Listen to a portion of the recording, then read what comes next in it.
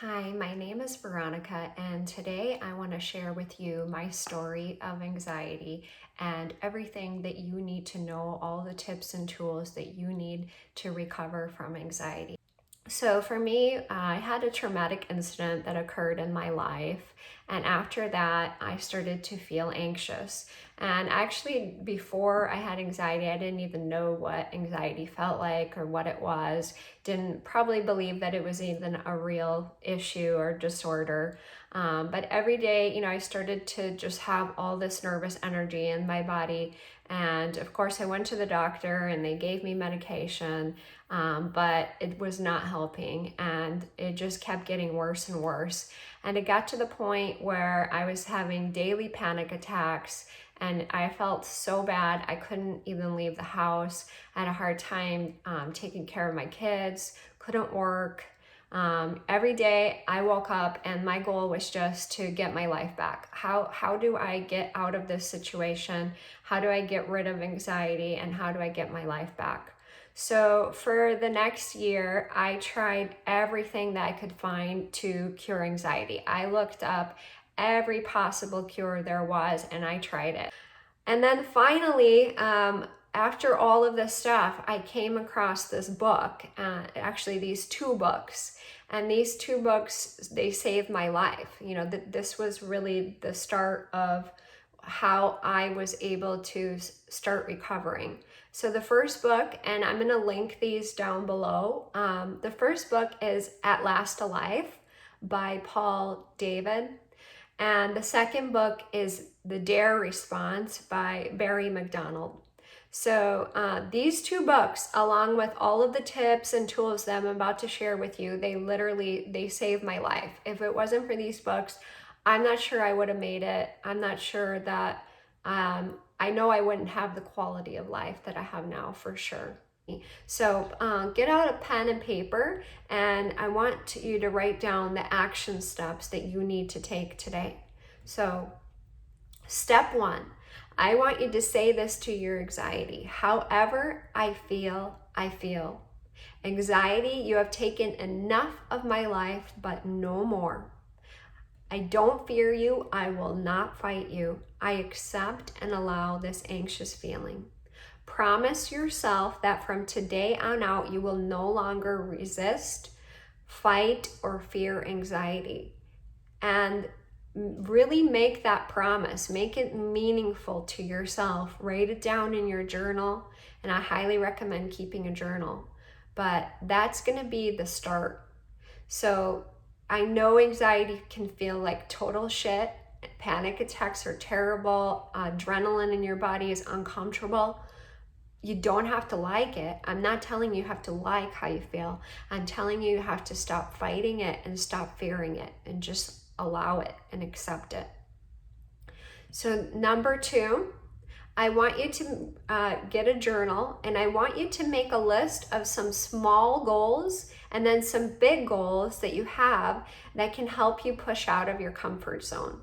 So some small goals could be, I want to be able to drive to the store today and go shopping by myself. That could be a small goal. Or I want to be able to go to dinner with my friends and sit through the dinner without, fearing being there, without obsessing about my anxiety, just allowing it to sit with me. Those could be some small goals. Maybe it's just driving to the end of the block or just leaving the house. Whatever stage you're at, write down some small goals. Maybe write down 10. And then write some big goals. So big goals could be, I want to fly to Australia, or I want to, get that job that I've been wanting my whole life. I'm going to apply and interview at this company. Or maybe it's, I'm going to go on a date. I haven't gone on a date in years. Whatever that big goal is for you. I remember for me, at the beginning, some of my goals were being able to drive my kids to daycare. That was really important to me. And later down the road, my goals were, flying with my family, going on vacation. So you got to Don't go from 0 to 100. You got to, make small steps. Recovery is a process. It's not going to happen like this overnight. It does take time, but I promise you, if you do the work, you're going to get there. And, after that, I want you to celebrate your successes. So you're going to log those successes. So every day, try to do one small challenge. And if every day is too much, go every other day. And after you complete that challenge, I want you to start a log of all of your successes. So you're going to log, okay, today, and it can be just a short sentence, went to the park with my kids, whatever that, first one is. I want you to celebrate that success. I want you to put on your favorite song and dance and celebrate it. No matter how small it was, it's still a success. So write it down, make a celebration. Write down what went well that day.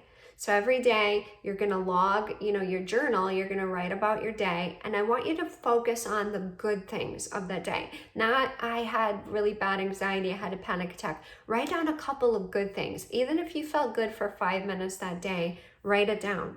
Maybe you got a hug from a loved one. Maybe you saw a rainbow. Maybe you finally drove across town and it was a big win. I want you to focus on the things that are going good, because I think with anxiety, we have a tendency to really focus on the bad things, how bad I felt, how many panic attacks I got, all of that.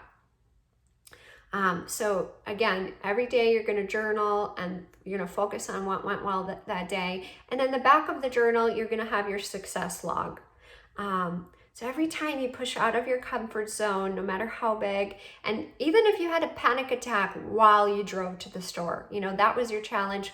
You had a panic attack while you're doing it. That's all right. Still write it down because you did it. Okay. I want you to really celebrate that. Just write the date and that short description of what you did. And then you will start to, gradually build that list of success stories. And that log is going to prove to yourself that you're making progress. That's how you see that you're making progress in your anxiety recovery. So if, a month from now, you are having a really bad time, anxiety's back and it's really bad, I want you to look at that success journal and look at all of these things that I did. I was able to do them, and it's going to propel you forward. Look at them anytime you have a hard day. Soon you're going to have pages of success stories. Number 4, I want you to make anxiety unimportant. I want you to get out of your head. I suggest spending time with nature, and this is really great for calming your body. If you can go outside and walk barefoot on the grass, that's great. If you can't, just go for a walk, no matter where it is in your neighborhood, if you have a park nearby. And again, get out of your head. And if it's hard for you to walk without all those thoughts coming out, walk with a friend and talk with them, or listen to music. So connect with nature and really be present. Look at the details of the leaves and the flowers. Give a tree a hug. Really connect and enjoy it, and use your senses. So a lot of times, again, anxiety takes us just into our head and we're just trapped in that moment. I want you to focus on the outside. So what do you smell when you're going on that walk? What do you hear? Do you hear birds chirping? Do you hear leaves brushing in the wind? What do you feel? Can you pick up a leaf or touch a tree? Or how does the grass feel on your feet? What do you see? What are the details that you see? If all of those things will help you get into the moment. So keep busy. This is really important, and it's not supposed to. We're not trying to keep busy to try to get rid of anxiety. We're trying to keep busy in order to focus our efforts on the world instead of in our head. I really like this quote. The worried person must lose himself in action, lest he wither in despair. So don't poke and prod at anxiety. connect with life instead. Number 5, and this is one of the most important things that I'm going to share with you today. There is no magic cure for anxiety. I learned this the hard way. I wasted so much of my money on all of these supposed cures. If you're trying all these things, if you're trying yoga, meditation, acupuncture, that's fine. Just make sure that you're doing these things because you want to do them, because they're fun, because you enjoy them, not because you're trying to get rid of anxiety. If you're doing meditation and you're like, oh, I'm going to meditate really hard because if I meditate, I read that I won't have anxiety. You're doing it wrong, right? You got to meditate because you're enjoying meditating, not because you're trying to get rid of it.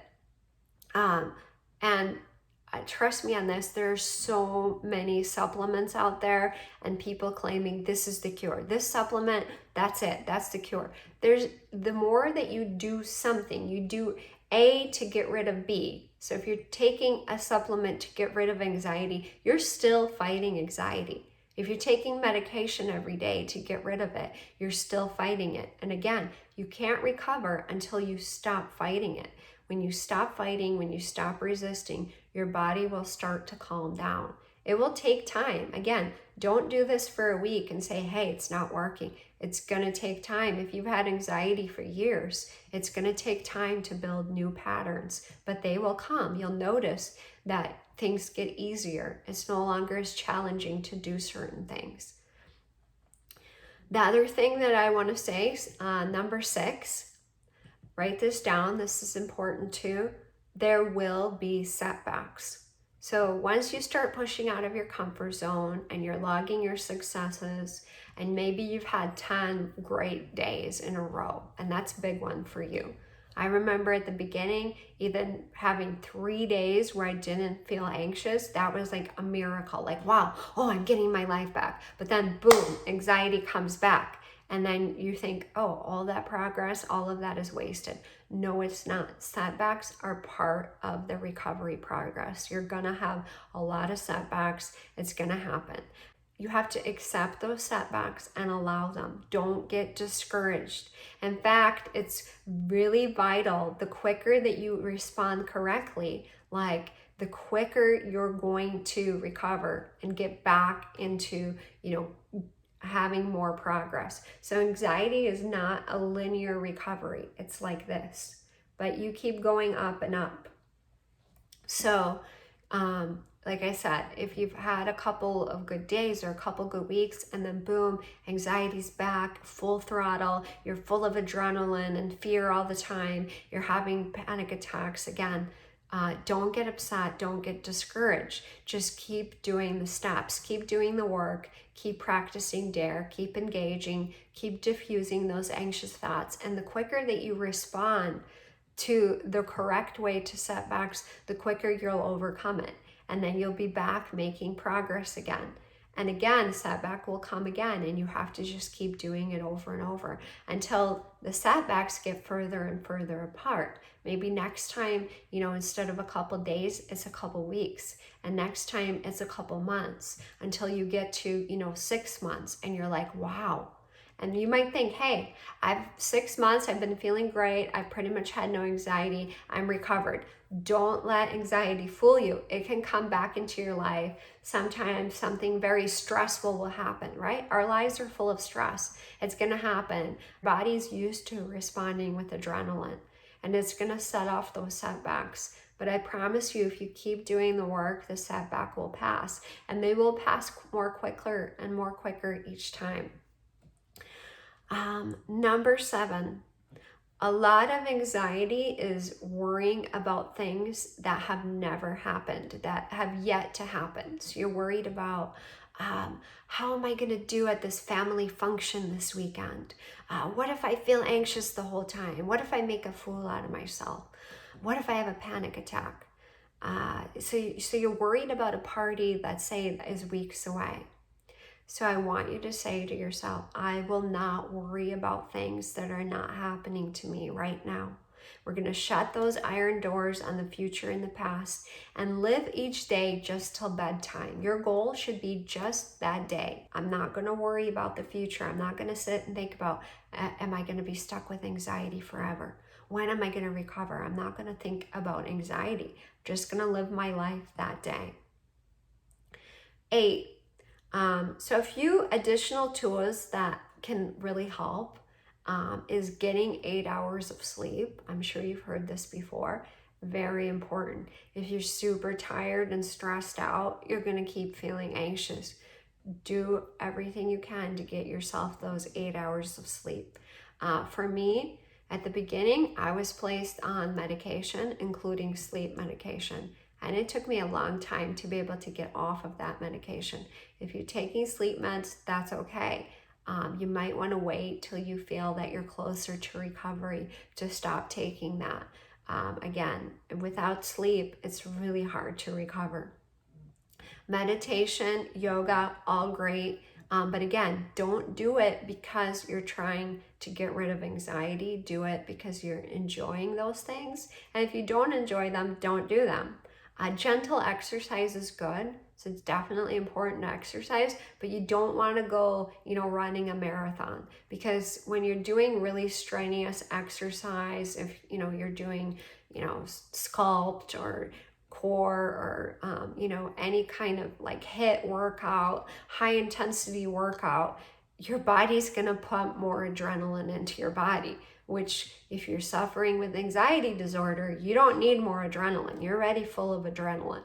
So I recommend more gentle exercise, going for a walk, maybe swimming, not like doing crazy laps, but a leisurely swim, going on a gentle bicycle ride, doing some yoga, stretching, things like that. Gentle exercise, really great thing. And again, it also gets you out there engaging with life. Positive affirmations are great. You need to believe that you're going to recover. That this was a really hard thing for me. So I didn't know if I was going to recover. I worried every day that I was going to be just stuck like this forever. I would never get my life back. I would never feel normal again. You have to believe that you will recover. And why should you believe it? Because there are millions of success stories out there about people making a full recovery. So some of the things, number 9, some of the things that I want you to avoid is caffeine. So caffeine, again, puts adrenaline into our body, and we don't need that. So you don't want to make things worse for yourself. So cut out the coffee, cut out any caffeinated beverages, and limit your sugar. Sugar, again, can make us jittery, which we don't need anything making anxiety worse. So it's impossible to just stop all sugar altogether, but stopping processed sugar and eating, candy, sweets, donuts, sugary cereal, things like that. I also recommend avoiding benzos. And again, I will be doing a whole video on getting off benzos. But if you're taking benzos, I'm telling you, they're only going to make things worse. But if you've been taking them every day for a while, you cannot just stop taking them. You'll go through really bad withdrawals. So consult a healthcare professional about that. Alcohol and drugs. I'm sure you've all heard this before, does not work well with anxiety. If you drink one night, next day, you're probably gonna have worse anxiety. You're gonna pay for it. Make sure that you're drinking enough water. Water is very important. And the other thing that I want you to stop doing is stop obsessing about your recovery, thinking about how long you've been like this, and not believing that you will recover. Those are things you cannot do if you want to recover. Number 10 is a really great tool that I found. There's an app called Insight Timer. Again, I will link that below. And they have really awesome meditations. So whether you're someone that enjoys meditation or not, the one time that there's 2 kinds of meditations that I think can be helpful for all people. I know for a lot of times when we think about meditation, it's all about, sitting quiet in a room like this. and that can be really hard for someone with anxiety, because then you're just sitting there thinking about anxiety and not actually meditating. The two kinds of meditations that I will recommend is yoga nidra and progressive muscle relaxation. So most people with anxiety struggle with insomnia. I definitely did. And even with sleeping pills, I still had a hard time sleeping. Yoga Nidra is a meditation where someone guides you and focuses on different parts of your body. So it gets you to kind of focus on something other, our minds kind of do this monkey mind thing, and you're thinking about all the things you're going to do tomorrow when you're trying to go to bed. So it kind of puts attention somewhere else. So I will link some of my favorite meditations from Inside Timer, but it's just a great app and it's free. And the second one is progressive muscle relaxation. So what that is someone guides you through kind of firming and loosening your muscles throughout your body. And that gets your body to release some of the adrenaline. So if you're having a level 10 anxiety day or a panic attack, this can be really great in calming your body. The last item that I want to mention, item 11, is coaching. So Dare and At Last Alive were really instrumental in my recovery. Reading that book, doing the app really helped me. Again, it saved my life. As I mentioned, I had been contemplating suicide for the first year. And I have 2 little kids, and I wanted to be there for them. I wanted to be the mom that I was before anxiety happened to me. I wanted to be there for my husband, for my family, all the people that needed me, and for myself. Dare, again, really helped me. It was a great starting point, but it didn't help to get me 100% there. It got me, 75% there. And what helped me get me the rest of the way is coaching. So Dare offers a coaching program, and there was a lady that did Dare coaching. Her name was Suzanne. And she had struggled with anxiety for 6 years, and she was fully recovered, and she was able to help me. And I truly believe that the only person that can help you recover from anxiety is someone who's gone through it themselves. Because anybody else, people don't understand what anxiety is. But if someone has lived through anxiety, especially for years of their life, and has fully recovered, that's a person that can coach you and can help you recover. And that is why I'm making this video, because like I said, if I had known these things at the beginning, I could have recovered much quicker. If you're looking for more tips, please follow my Instagram. It's Ending Anxiety Coach. I will link that as well. And if you found this video helpful, please like, share, and subscribe.